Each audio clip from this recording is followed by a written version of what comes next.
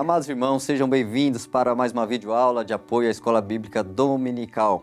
Estamos estudando esse trimestre o tema Pneumatologia, a pessoa e a obra do Espírito Santo, da revista Ensinamentos Bíblicos, lançado pela editora ADSA. E neste momento estaremos estudando a lição de número 6, cujo tema é O Espírito Santo e o Ministério de Jesus. Estão nos acompanhando, que estarão ministrando esta aula, este comentário da lição de número 6, nossos amados irmãos professores, irmão Daniel e também nossa irmã Cecília, que hoje estarão cooperando conosco, cooperando neste momento que o objetivo é auxiliar os amados irmãos professores na preparação da sua aula, meditando neste momento junto contigo para esta lição. O texto-chave da lição está em Lucas capítulo 4, versículo 18, que diz: O Espírito do Senhor é sobre mim, pois que me ungiu para evangelizar os pobres. A leitura bíblica em classe é do capítulo 4 de Lucas, dos versículos 14 até o 21, que diz: Então Jesus, no poder do Espírito, regressou para a Galiléia, e a sua fama correu por toda a circunvizinhança. E ensinava nas sinagogas, sendo glorificado por todos. Indo para Nazaré, onde fora criado, entrou num sábado na sinagoga, segundo o seu costume, e levantou-se para ler. Então lhe deram o livro do profeta Isaías, e abrindo o livro, achou o lugar onde estava escrito: O Espírito do Senhor está sobre mim, pelo que me ungiu para evangelizar os pobres, enviou-me para proclamar libertação aos cativos e restauração da vista aos cegos, para pôr em liberdade os oprimidos e apregoar o ano aceitável do Senhor. Tendo fechado o livro, devolveu-o ao assistente e sentou-se. E todos na sinagoga tinham os olhos fitos nele. Então passou Jesus a dizer-lhes: Hoje se cumpriu a escritura que acabais de ouvir. Nós já abordamos nesse trimestre a atuação do Espírito Santo no Antigo Testamento. Já vimos também na lição anterior a introdução da atuação do Espírito Santo no início do Novo Testamento, na preparação do caminho para o Senhor Jesus Cristo através de algumas pessoas, de algumas vidas e o profeta João Batista. E chegamos agora no momento onde abordaremos o Espírito Santo no ministério de Jesus, que na sua encarnação ele estava numa situação diferenciada, onde ele abriu mão dos atributos divinos e está ali como homem, então ele dependeu do Espírito Santo para exercer o seu ministério. Sobre isso que nós vamos abordar nesta lição. Nossa irmã Cecília já vai adentrar aqui nessa leitura bíblica que foi lida. Olá, a paz do Senhor para todos. É um prazer estar aqui com vocês. E hoje nós vamos falar desse texto que eu acho esse texto assim fenomenal, simplesmente fenomenal pelo conteúdo apresentado, pelo contexto, pelos elementos apresentados aqui, que Lucas, de forma detalhada, ele traz e são elementos importantes que não escapam à percepção de Lucas e também não deve escapar à nossa. Ele dá aqui alguns elementos e descreve todo um cenário de bandeja para que a gente possa entender de fato o que é que aconteceu aqui na ocasião. E aqui eu queria destacar os elementos, não vai dar para falar todos, mas os mais importantes que Lucas destaca, que a gente vai ver como é interessante para a gente entender. Primeiro, Nazaré. Nazaré, onde Jesus foi criado. A sinagoga. Na época de Jesus, tinha alguns detalhes que a gente, hoje daqui, a gente só consegue entender do primeiro século quando a gente adentra aquela realidade.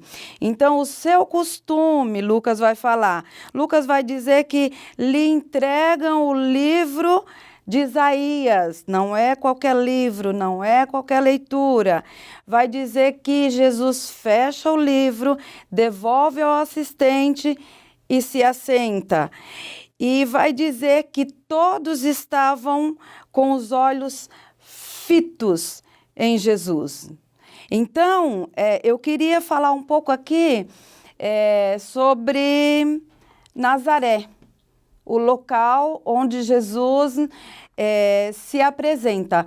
Jesus, depois do batismo, ele agora cheio do Espírito Santo, ele volta para Galiléia. E por que é que ele tem que se apresentar em Nazaré, naquela sinagoga, naquele dia? Às vezes a gente acha que foi tudo feito de qualquer forma, mas não. Jesus estava sendo guiado pelo Espírito e naquele dia tinha que ser em Nazaré. E aí eu queria falar com vocês um pouquinho sobre a sinagoga. Porque se a gente for observar, Jesus passou em várias sinagogas, inclusive antes vai dizer que ele passou e pregou em várias sinagogas e que todos se maravilhavam. Mas nessa sinagoga aqui especificamente, ela traz alguns detalhes em especial. A gente sabe, Éder, que a sinagoga foi criada lá na Babilônia, quando o povo judeu foi escravo. E como é que foi criado? Por que foi criado? Porque naquela ocasião o povo foi proibido de ler as escrituras sagradas. Ou seja, o Pentateuco, a Torá, de Gênesis a Deuteronômio, eles foram proibidos de ler, simplesmente não podia. E aí, com medo de que as escrituras se perdessem, o que o povo faz? Eles pegam as escrituras, eles dividem, fracionam em porções e eles pegam cada porção daquela e entrega para cada família para que eles pudessem decorar. As famílias deveriam decorar as escrituras, porque decorando não se perderiam. E aí, eles se reuniam nas sinagogas, aos sábados, e cada família, uma família lia aquela sua porção decorada. O tempo passa e aí, isso por volta de 500, mais ou menos 500 e alguma coisa, não me recordo muito bem. Depois, 150 anos antes de Jesus vir, antes de Cristo, novamente Israel é invadido e eles são proibidos de ler as escrituras novamente.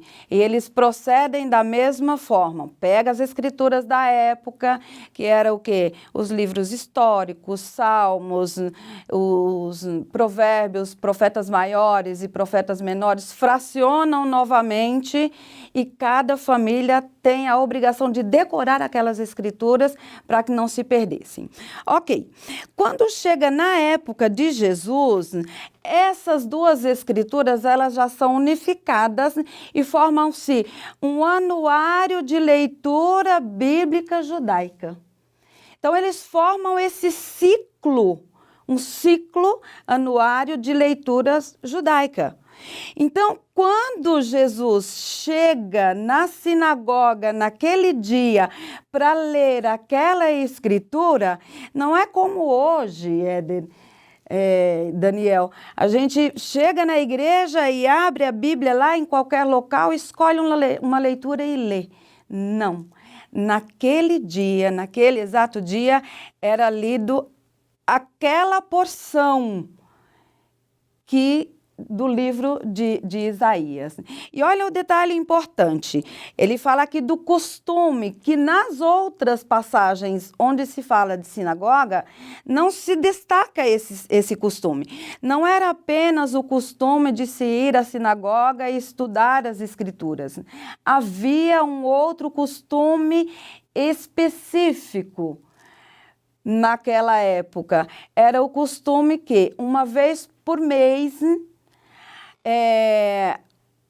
o membro mais velho, o filho mais velho daquela família que estava responsável por trazer a tradição desde que ela foi feita em porções fracionadas e aquela família tinha aquela obrigação, aquela responsabilidade, uma vez por mês, o filho mais velho, ele sendo habilitado, não era qualquer um que podia ler, se ele tivesse condições, então ele se levantaria e faria aquela leitura. Então, quando passa-se a leitura do livro de Isaías para Jesus e ele lê, é muito importante a gente entender que já era um trabalhar do Espírito de Deus. Já era um trabalhar do Espírito Santo, existia todo um cenário preparado, existia um contexto onde o Espírito vem, onde Jesus vem através do Espírito para trazer aquela revelação que deixaria ali todo mundo de queixo caído. Então, quando a gente pensa, quando a gente sabe que era um costume, que Jesus, em outras ocasiões, já teria lido essa mesma porção e não tinha acontecido nada de extraordinário, a gente percebe a diferença que se deu aqui neste que eu falo que é um acontecimento fenomenal. Entrega-se a leitura, Jesus lê, e aí o normal seria ler e explanar a leitura e ensinar em pé. Mas Jesus não lê e fica e explana a leitura e explica e ensina. Jesus lê, devolve ao assistente e se assenta. Quando ele se assenta, diz que todos estão com os olhos fitos em Jesus. Todos estão com os olhos grudados em Jesus. Estão pasmos, maravilhados. E é isso que Jesus faz. Jesus lê, ele era o Messias. Jesus lê e se assenta naquela cadeira e fala de uma forma como ele nunca havia falado antes, mesmo que ele já houvesse lido essa leitura antes. Ele fala e ensina com toda a ousadia do Espírito, de forma que todos, o texto diz que todos estão pasmos, com os olhos fitos nele e se perguntando de onde vem toda essa autoridade. Ninguém entende o que é que está acontecendo. É a autoridade que estava sobre Jesus, o Espírito de Deus. E aí ele diz, o Espírito de Deus está sobre mim. Deixa eu ler aqui o versículo. Pelo que me ungiu para evangelizar os pobres, enviou-me para proclamar liberdade aos cativos e restauração de vista aos cegos, para pôr em liberdade os oprimidos e apregoar o ano aceitável do Senhor. Ou seja, Jesus ali, ele revela, eu sou o Messias. Eu fui ungido pelo Espírito, o Espírito está sobre mim e o meu ministério, o que eu vou fazer através do Espírito, ele relata aqui. Dar liberdade, pregar, libertar, dar vista aos cegos. Então, ele traz toda essa revelação bombástica que deixa todos na sinagoga de queixo caído, maravilhados, se perguntando o que é isso que está acontecendo. Foi isso de forma assim muito rápida, muito superficial, o que aconteceu aqui nesse cenário. E interessante, né, que as pessoas estavam admiradas nos ensinamentos dele, que também no versículo 15, um pouco antes, diz, ensinava nas sinagogas, sendo glorificado por todos. Ou seja, era um ensino com graça, um ensino com sabedoria, com unção, com autoridade. Então, a virtude do Espírito estava ali com ele, no seu ministério de ensino, nessa declaração de ele estar anunciando, dizendo para todos abertamente, eu sou o Messias, eu estou aqui, né, para dar início a esse poderoso ministério. E aí o tópico primeiro vai falar sobre isso, Jesus, o ungido de Deus e a sua missão. A paz do Senhor, amados irmãos, quero agradecer a Deus pela oportunidade, um privilégio de poder estar aqui mais uma vez participando desse lindo projeto da equipe do CAPED. Agradecer ao pastor Éden pelo convite, muito obrigado, pastor, a irmã Cecília que está dividindo esse espaço comigo. É um prazer e espero que tudo que nós estamos trazendo aqui sirva para os nossos amados irmãos professores que estarão preparando aí a sua aula e desde já desejamos que vocês tenham uma aula abençoada. Foi-me dada a missão aqui de compartilhar com os irmãos algo aqui do tópico primeiro, né? E o importante aqui é destacar nesse tópico, antes de falar do tópico em si, destacar aqui que Jesus, ele é Deus, é uma das pessoas da Trindade, mas para resgatar o homem, ele se esvaziou da sua glória. Esse é o primeiro ponto relevante que nós devemos observar aqui, citado aqui pelo comentarista. Nós sabemos e cremos que o nosso Deus ele é trino, ou seja, 3 pessoas distintas que coexistem em um único ser, e isso nós aceitamos pela fé. A nossa capacidade humana é muito limitada para nós compreendermos isso, né? Seria o finito tentando entender aquilo que é infinito. O compositor e músico, líder da banda Legião Urbana, Renato Russo, em uma de suas composições, ele escreveu o seguinte trecho: quem me dera ao menos uma vez entender como um só Deus ao mesmo tempo é 3.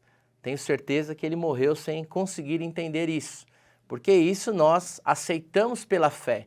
Entender isso na sua totalidade, na sua magnitude, é algo que nós não conseguimos.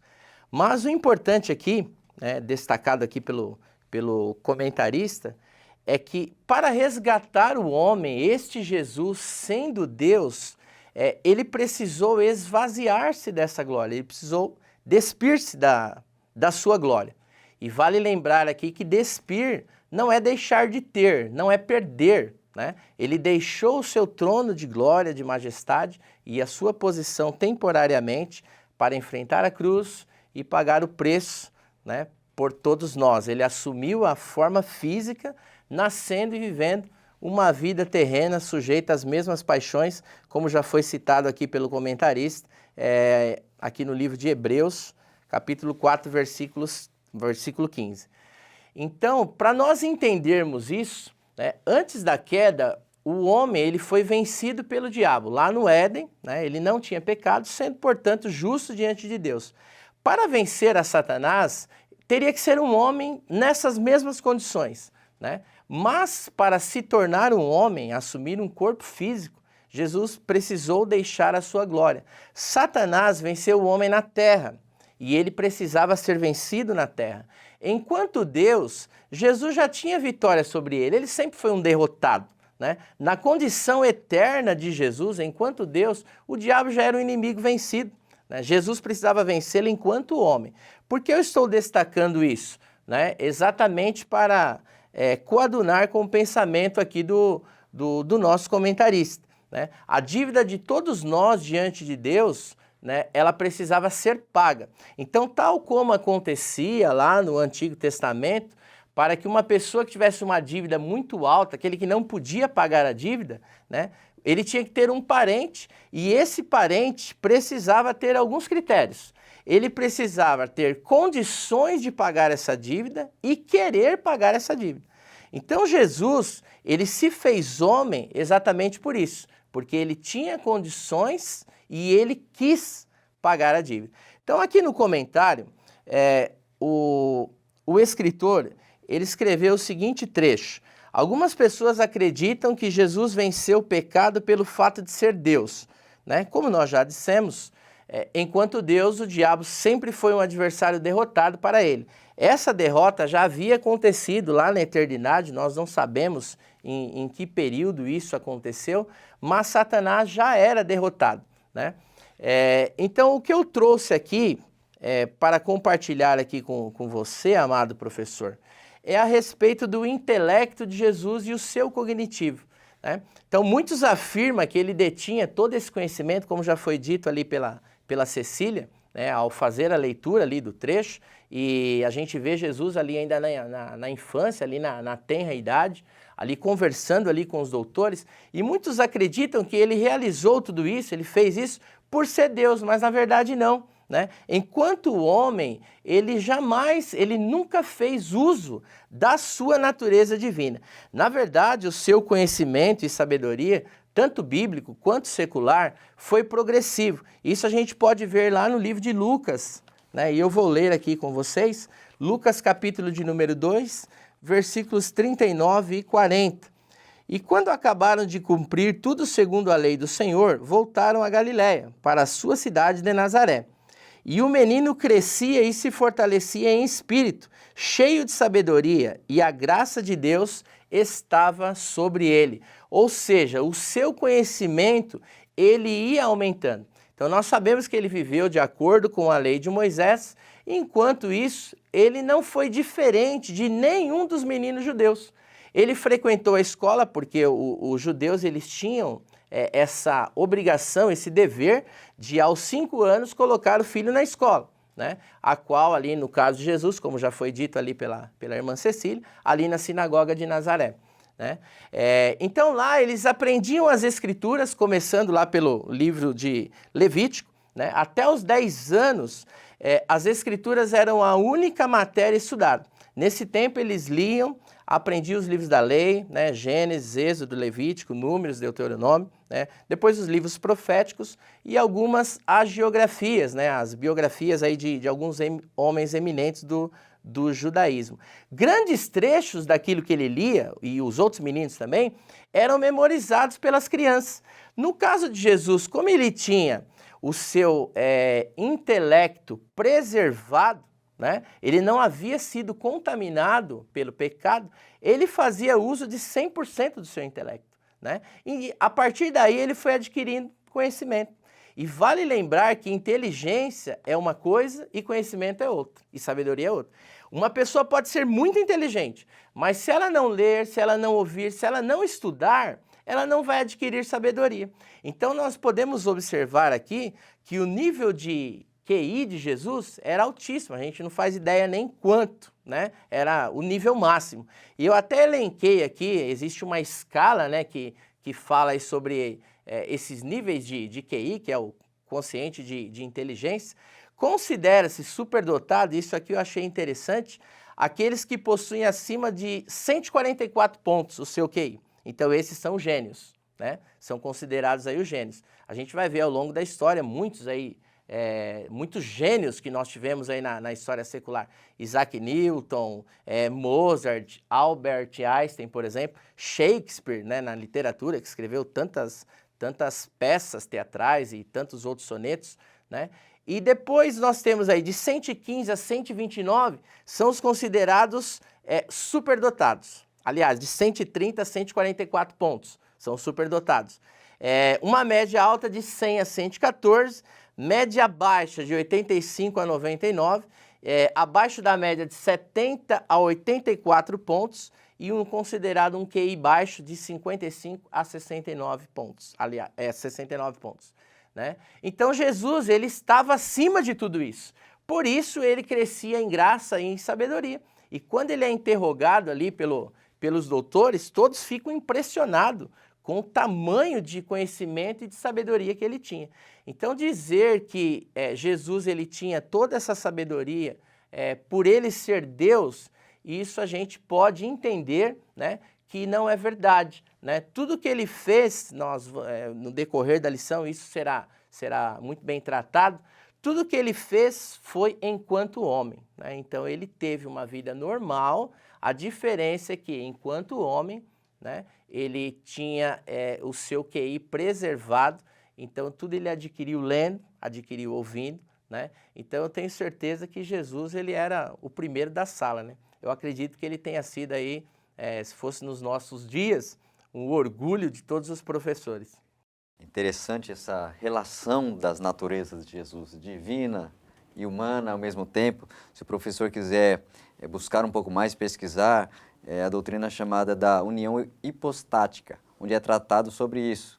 É uma área onde busca aprofundar e compreender um pouco sobre isso. Ali ele é Deus, ele é homem. Ele não deixou de ser Deus, não deixou de ser homem, mas um Deus sem exercer e sem utilizar os atributos divinos. Também é homem, mas um homem sem pecado. Então, essa junção dessas duas naturezas, a única pessoa na história com essa natureza é Jesus Cristo, de ser homem e, ao mesmo tempo, Deus. E sendo homem, ele teria que exercer o ministério como um homem, dependendo do Espírito, orando, comunhão com o Pai, dependendo da virtude de Deus, né? É até uma forma de nos mostrar como servo de Deus, que nós precisamos se espelhar nele. Então vale lembrar que até os 30 anos ele viveu uma vida normal, né? Então até uma vez foi passado aí numa emissora de televisão um filme, né, narrando ali a vida de Jesus, e mostra lá uma cena que Jesus menino ele cura a asa de um passarinho. Então se o cristão, né, se o crente, ele não tiver alicerçado na palavra de Deus, ele acaba acreditando nessas coisas, né? Então, até os 30 anos, ele viveu como qualquer pessoa, como qualquer criança, como qualquer adolescente da época. Exato, uma vida normal.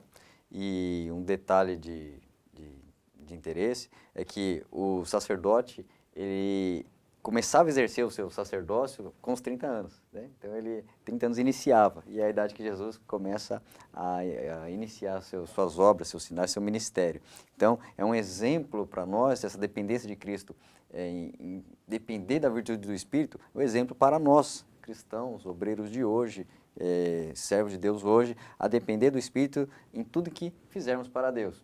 E aí a gente vai olhar o poder do Espírito Santo na vida de Jesus, que fez com que ele exercesse sinais, maravilhas, coisas tremendas, coisas miraculosas, coisas que o povo ficou espantado e se perguntando: quem é esse? É um profeta? Quem é esse? É o Messias mesmo? Quem é esse? Tanta coisa acontecendo.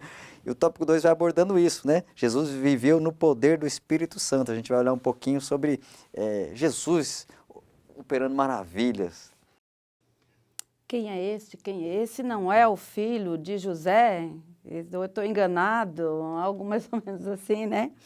Eu achei interessante a explanação do Daniel, quando ele diz assim, acho que ele falou de forma muito rápida, mas eu peguei. A gente tem que pegar determinadas coisas que passam assim e falar: opa, isso aqui é importante, isso aqui é interessante, eu quero para mim.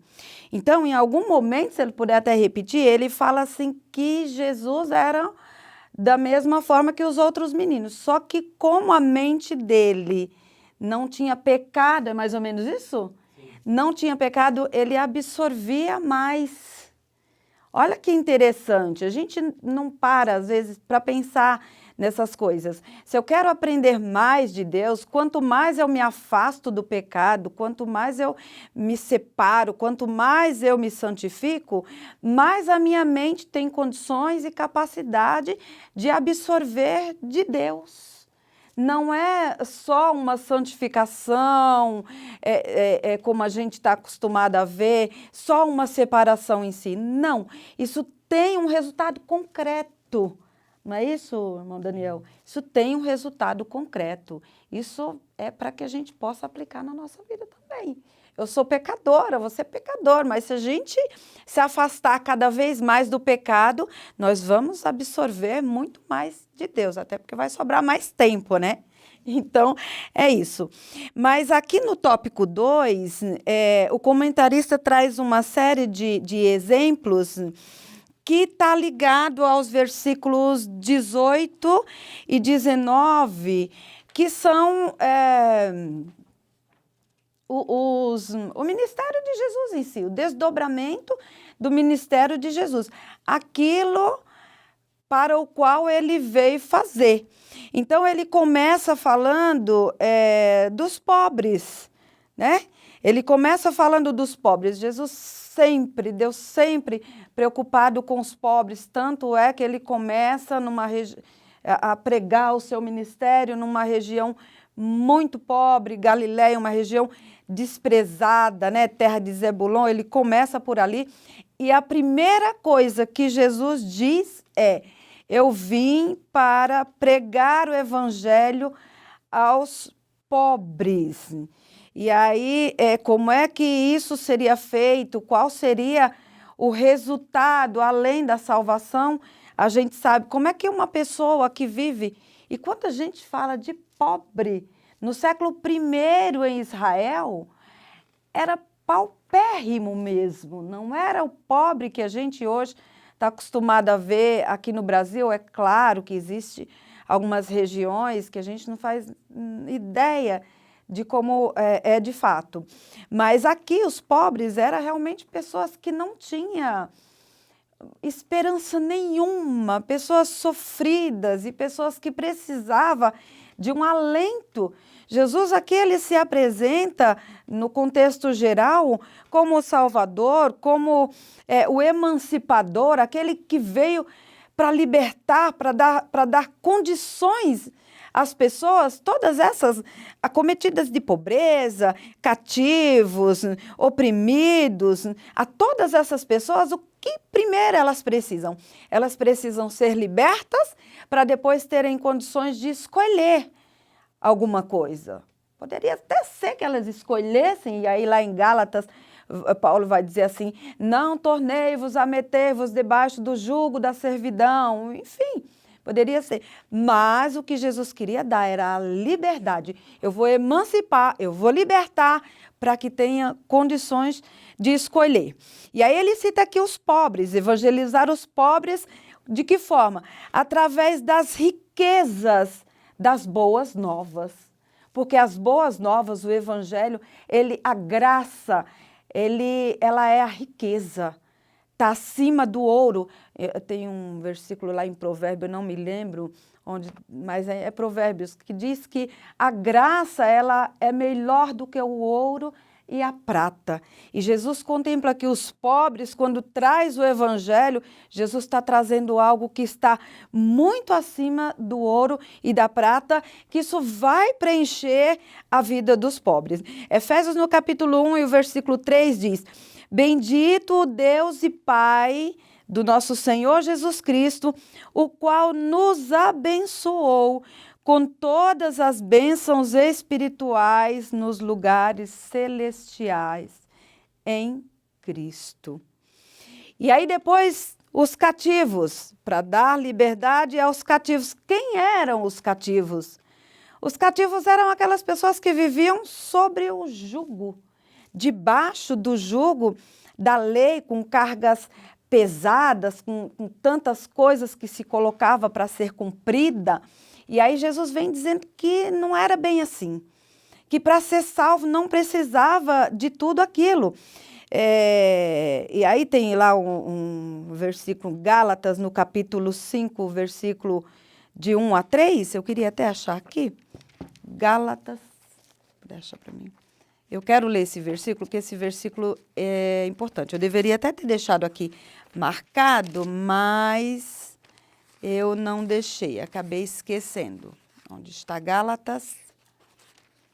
Gálatas, capítulo 5, o versículo de 1 a 3. Olha só. Estai, eu já citei ele. Estai, pois, firmes na liberdade com que Cristo vos libertou, e não torneis a meter-vos debaixo do jugo da servidão. Eis que eu, Paulo, vos digo que, se vos deixar de circuncidar Cristo, de nada vos aproveitará. E de novo protesto a todo homem que se deixar circuncidar, que está obrigado a guardar toda a lei. Então, Jesus veio para libertar essas pessoas que estavam cativas pela lei, pelo jugo que era muito difícil de ser cumprido. E aí Paulo vem advertindo aqui. Ele traz o que no lugar disso? O que é que ele oferece? Ele oferece a graça. Olha lá, a graça aí novamente. Depois Jesus fala dos cegos. Como é que Jesus veio? De que cego ele está falando aqui? Tornar a dar vista aos cegos. Aqui Jesus não está falando daquele cego, sabe, Éder? Que ele curava, encontrava assim e curava. Não, ele está falando de uma cegueira espiritual. Através da luz da vida. E ali ele estava sendo a verdadeira luz que ilumina todo homem. Está escrito em João capítulo 1, versículo 9. Ali estava a luz verdadeira que ilumina todo homem que vem ao mundo. Jesus curou cego, Jesus curou cego, Jesus curou coxo, Jesus curou coxo. Jesus ressuscitou, Jesus ressuscitou. Mas isso, na verdade, não era o ministério para o qual Jesus veio realizar aqui na terra. Jesus veio libertar, abrir a visão das pessoas que viviam em trevas. É essa cegueira que Jesus veio curar, a cegueira espiritual. Então, Jesus fez muitos milagres, mas por vários motivos. Jesus fez milagre porque ele se compadecia, porque ele sentia misericórdia, o Espírito estava sobre ele, tinha poder para fazer milagre. Mateus vai dizer que Jesus fazia todos os tipos de milagre. E ele de fato fez pelo poder do Espírito, mas não que esse fosse o ministério específico, não. Jesus fez por outros motivos, né? E aí, João capítulo 8, versículo 12, diz assim: falou-lhes, pois, Jesus outra vez, dizendo: eu sou a luz do mundo, quem me segue não andará em trevas, mas terá a luz da vida. Então, veja que não era cego físico. Dos oprimidos, em Mateus capítulo 11, o versículo 28, Jesus se coloca ali diante de todos e diz assim: vinde a mim todos vós que estáis oprimidos, e eu vos aliviarei. Tomai sobre vós o meu jugo e aprendei de mim. Então a lei, ela não apenas ela oprimia, como era de forma muito dura, muito rígida, né? Jesus diz: não, eu sou manso e suave. É de forma diferente. 1 de Pedro, no capítulo 5, versículo 7, diz assim, olha: lançando sobre ele toda a vossa ansiedade, porque ele tem cuidado de vós. Jesus veio para um povo, para cuidar de um povo que estava sofrendo e que precisava de liberdade. Esse foi o ministério para o qual Jesus veio realizar e o fez com maestria através do Espírito de Deus. Todos os milagres que fez foi através do Espírito de Deus. Por que é importante a gente saber disso? Porque a gente descobre que se Jesus, ele precisou do Espírito Santo, da ajuda, do auxílio, da unção do Espírito de Deus para cumprir o seu ministério. Então, não existe cumprimento de ministério, não existe ministério sem o Espírito Santo de Deus. Complementando esta fala da irmã Cecília, para refletir da lição Jesus despojou-se de sua glória, realizou inúmeros sinais pelo poder do Espírito Santo que estava sobre ele. É tremendo esse pensamento final que realmente não se exerce, não se cumpre, não se é eficaz, não se tem resultado se não for pelo Espírito Santo. E para esclarecer um pouco sobre o que foi dito também não é o ministério ou a razão de Jesus estar curando, de Jesus estar fazendo esses sinais, realmente é porque a finalidade principal, ou a razão final de Jesus não era apenas a cura, não era apenas tirar de algum peso. Sim, ele veio para curar, ele veio para tirar da opressão, são várias opressões, opressão da enfermidade, opressão do jugo, opressão do jugo político do império, do jugo da lei, a opressão espiritual de demônios. Então são várias opressões que ele vem, ele faz isso, ele tira da opressão, ele cura a enfermidade, diversos tipos e diversas formas de atuação nessas curas. Ele faz tudo isso, mas a razão final é a salvação, é a redenção da alma. Então ele faz tudo isso, mas que isso não seja a razão, a essência do Evangelho não é a cura, mas a cura promove a pessoa se achegar a Deus, se quebrantar diante de Deus e ter a salvação. A finalidade final era a redenção do ser humano, né? Isso que a gente falou sobre não ser o ministério dele, faz parte do ministério, mas a razão final é a redenção do homem, trazendo o homem de novo para junto de Deus. Sim, é interessante observar porque assim, tem alguns detalhes que a gente precisa atentar. Quando eu falo que Jesus ele não morreu na cruz para curar o cego, é uma verdade, mas Jesus curava porque ele tinha compaixão, porque ele tinha poder. Muitas passagens a gente vai ver que diz assim, o Espírito se moveu e ele se compadeceu, ele teve misericórdia e ele fez. Porém, pastor Éder, existem alguns milagres que Jesus fez que fazia parte do ministério. Pode ver que quando alguém chega para Jesus e diz assim, e esse daí que está cego, quem pecou?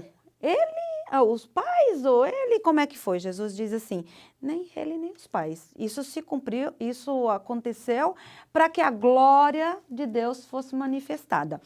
Naquele contexto da época, existia uma tradição muito forte em Israel, que era a seguinte, alguns milagres só poderia ser feito, são os chamados milagres messiânicos, que qualquer pessoa podia fazer alguns milagres se tivesse cheio, profetas poderia fazer, mas alguns milagres só podia ser realizado por Jesus. Por exemplo, a ressurreição de alguém, ninguém jamais podia fazer. Por exemplo, a cura de um leproso, ninguém podia curar um leproso. Porque quando a gente olha lá em Levítico, vai dizer que a lepra ela é do pecado, né? Ela está associada ao pecado e ela está associada, a lepra, a uma maldição que o próprio Deus teria lançado. Ora, se Deus lançou uma maldição sobre alguém, alguém pode ir lá e quebrar essa maldição? Lançada por Deus? Não, de forma alguma. Quem é que poderia fazer isso? O Messias.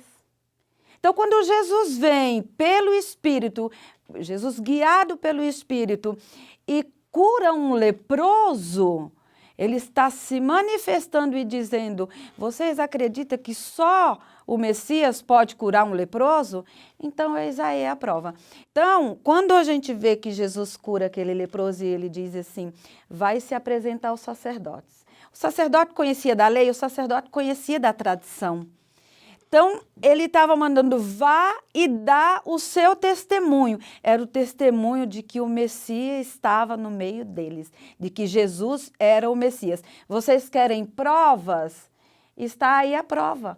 Então, isso fazia parte do ministério de Jesus. Só para a gente não confundir e dizer assim, ah, mas milagre fazia ou não fazia parte? Em determinados casos, sim, e em outros, não. Na verdade, um acaba complementando o outro, né? Então, no tópico segundo, o comentarista coloca aqui, Jesus viveu no poder do Espírito Santo, e isso nós já comentamos, né? Falamos um pouquinho sobre isso, que em nenhum momento ele fez uso da sua natureza divina, mas sim pela unção do Espírito Santo que estava sobre ele, né? Então, nós podemos observar que imediatamente após o batismo, quando ele é conduzido ali ao deserto pelo Espírito, para travar aquela que alguns consideram como a maior batalha espiritual da história, né? Porque se Jesus tivesse fraquejado ali, tivesse cedido à tentação, né? Toda a humanidade estaria perdida, né?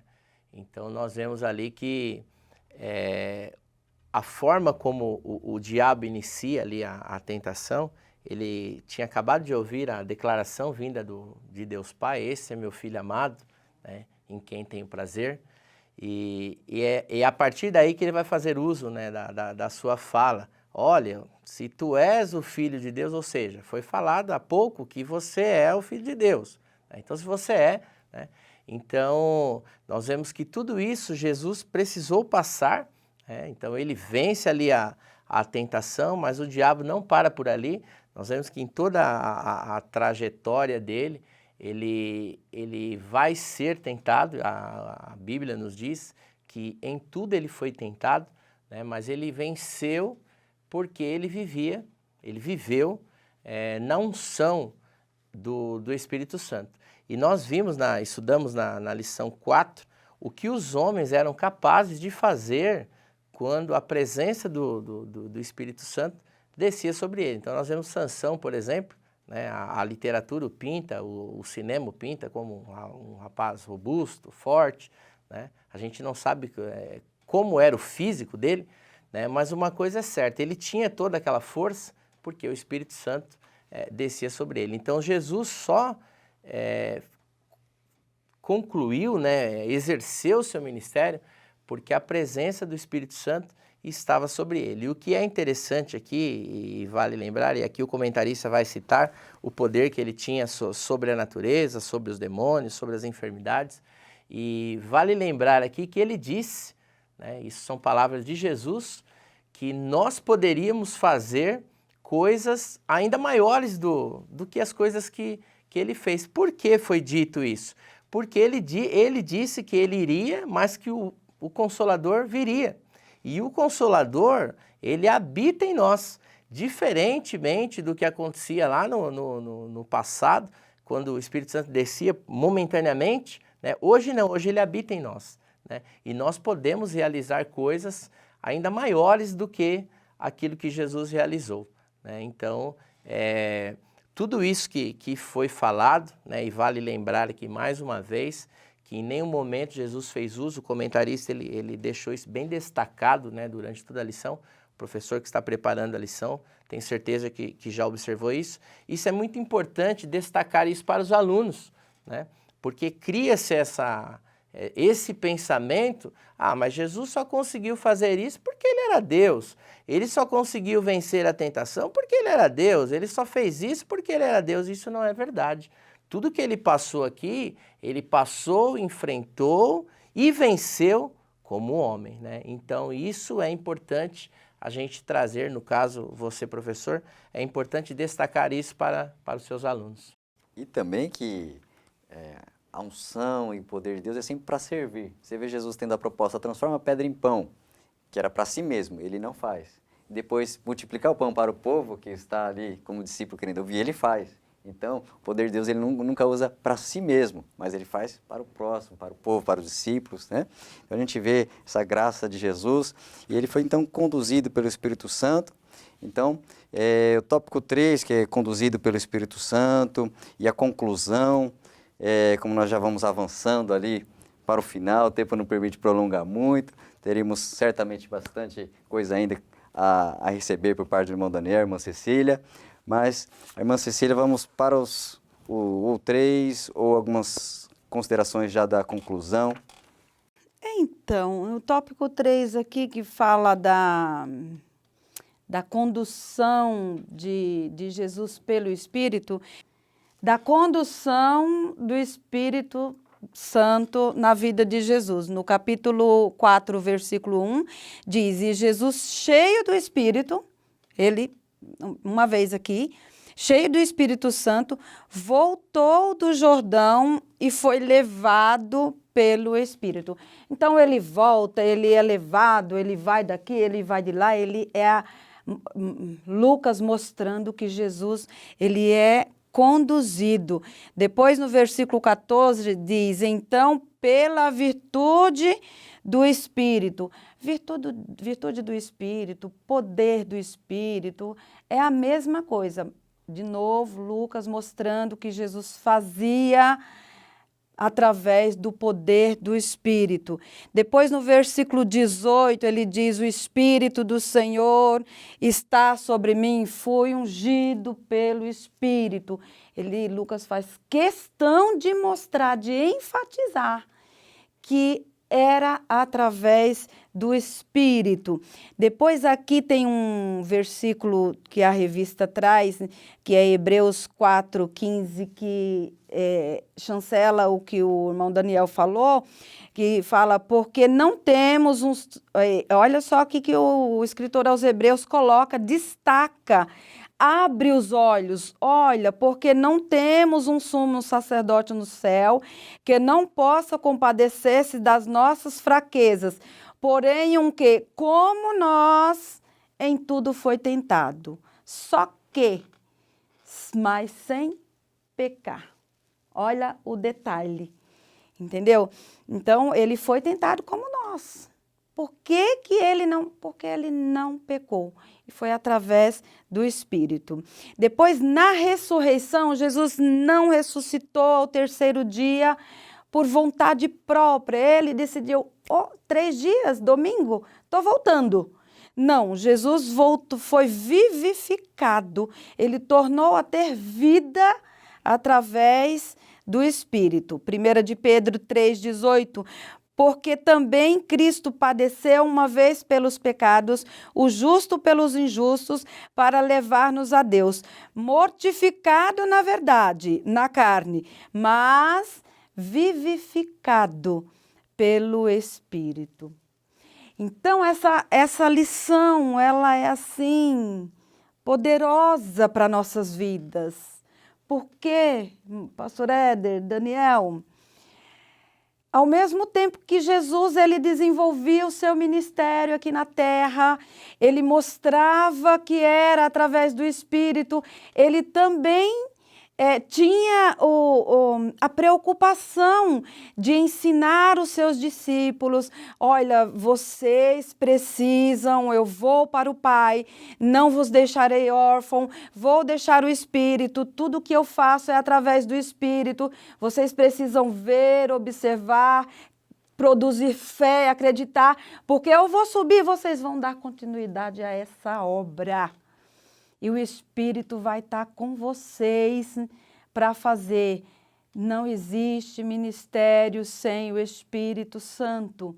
Pensemos nisso, porque nós hoje temos a responsabilidade de levar o Evangelho aos pobres, de libertar cativos através do Espírito de Deus. Essa responsabilidade hoje é nossa.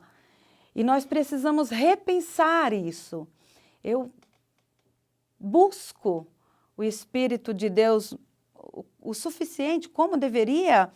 O meu ministério está como o Senhor quer que esteja. E por que não está se não está? Talvez nós precisemos buscar muito mais o Espírito de Deus para que possamos realizar as obras de Cristo aqui na terra, porque essa é uma responsabilidade da igreja, deixada para os apóstolos, e ao decorrer da história, até nós hoje, eu e você. Só finalizando aqui, né, que já foi falado, mas eu gostaria só de finalizar com esse pensamento, dizer, né, mais uma vez, que Jesus, enquanto homem, em tudo foi tentado, mas ele não pecou, né? Porque a Bíblia diz que o salário do pecado é a morte. Ou seja, se ele tivesse cometido apenas um pecado, ele seria morto por esse pecado. Mas ele não cometeu nenhum, né? Ele foi examinado, né, e o adversário não achou nada nele.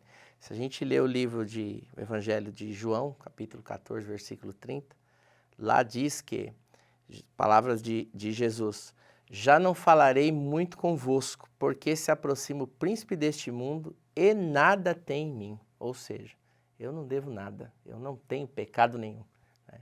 Mas ele fez tudo isso, ele assumiu todos os nossos pecados para que nós pudéssemos estar aqui. Ele quis dar a sua vida.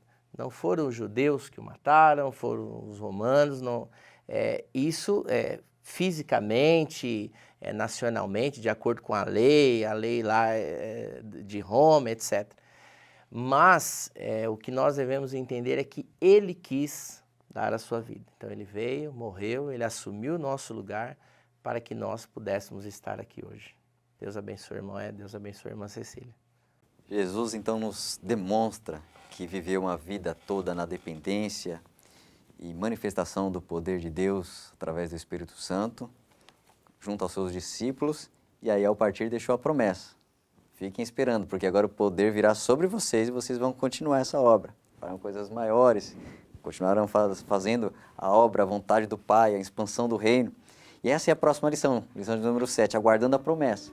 Então, fiquemos nessa lição de número 6, que é todo esse trabalhar do ministério de Jesus no Espírito, na virtude do Espírito, na dependência do Espírito, para que seja o foco junto aos nossos alunos, que venhamos buscar essa vivência, viver tudo na dependência do Espírito Santo de Deus, e aí seremos vitoriosos. seremos vencedores e agradaremos ao Pai e prosseguiremos na obra que Ele nos confiou fazer. Desde já, agradecendo a irmã Cecília, agradecendo o irmão Daniel, Deus continue abençoando grandemente e Deus continue abençoando a sua aula, professor, Deus continue abençoando a sua classe, a escola bíblica na sua congregação, que nós vamos prosseguindo, estudando sobre a pessoa e obra do Espírito Santo. Deus continue te abençoando em nome do Senhor Jesus.